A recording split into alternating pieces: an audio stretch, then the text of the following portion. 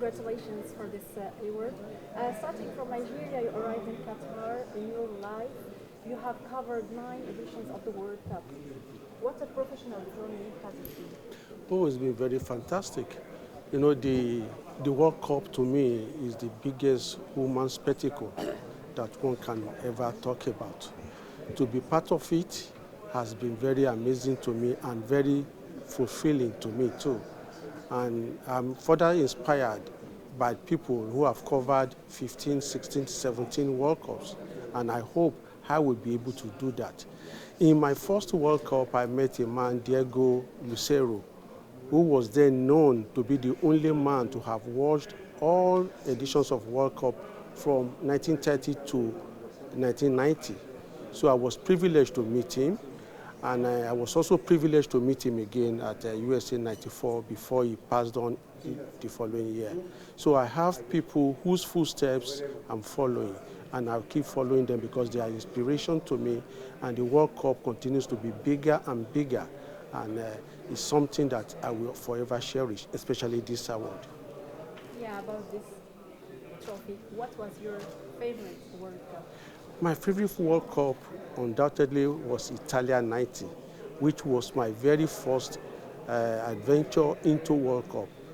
And it was also the World Cup in which I consider I was given the warmest reception.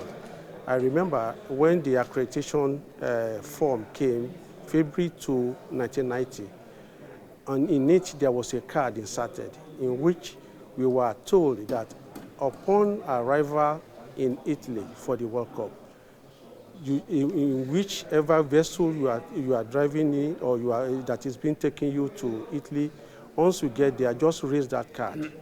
And I did that, flying from Lagos to Amsterdam, Amsterdam to Milan. Immediately I just raised that card like this. There was an announcement inside the aircraft that everybody should wait for an esteemed FIFA World Cup Italia 90 guest. And as I sat at the back and in my Nigerian flowing gown, and as I was doing what Kis Daniel called buga, that is throwing my gown here and there like this, there was an applause for me as I walked through the house, and I was the first person to exit the aircraft. And upon getting out of the aircraft, there were stewards to collect my luggage, my hand-long luggage and everything. So it was such a warm reception. I will never, ever forget that Italia 90.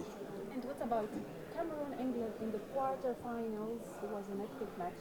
Do you have an anecdote about the Cameroon? Yes, of course. I watched them playing the first match against Argentina. And I entered that stadium. That was the biggest stadium I ever entered as at that time, the San Siro. Before that time, my opinion or my impression about stadiums, about players were just what I gleaned from newspapers and watched on television. But in blood and flesh, I was able to behold that big stadium. Even though getting there, I lost about $600, which as a young man then made me feel very sad. But as I entered the stadium and I saw Diego Maradona, I couldn't imagine the feeling that was in me. He was juggling the ball, going front and back. The ball, first of all, the traditional one, jogging the ball from the leg, then to the shoulder, to the head, and all. It was amazing. I didn't know when I started saying, oh, I've been to the mountaintop, I've been to the mountaintop.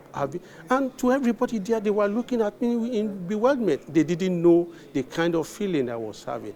So, and to crown up the story of the day, Cameroon, even though my own country, Nigeria, didn't qualify, Cameroon eliminated us. And as an African, my heart was with Cameroon. So seeing Cameroon winning that match, it was very, very awesome to me. And then seeing them against England, I felt bad because that was a match I felt they could have won, especially when they were leading by 2-1 until that unpardonable penalty kick that they considered. And then they further considered another penalty kick in the added time, the extra time, and they lost that match. But that was an Italian summer to remember.